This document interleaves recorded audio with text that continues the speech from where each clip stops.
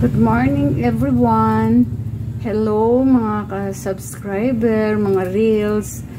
Today, magluluto ako ng corned beef lumpia. Sabayan niyo ako mga ka-loves, mga ka-reels sa pagluto ng lumpia corned beef. Gisa na rin muna natin yung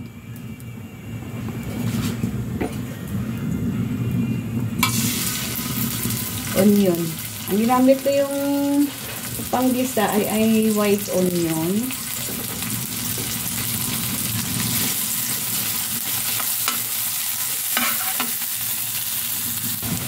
Since na golden brown na yung ating white onions, ilagay natin yung grated sayote. Sayote yung linalagay ko.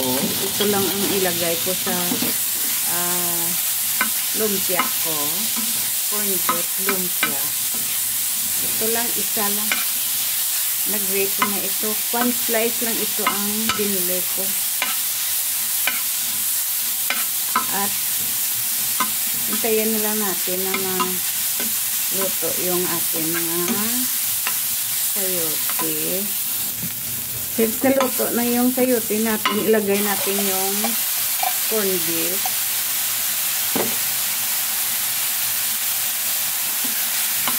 One can corned beef, 260 grams lang mga ka-reels at kalab.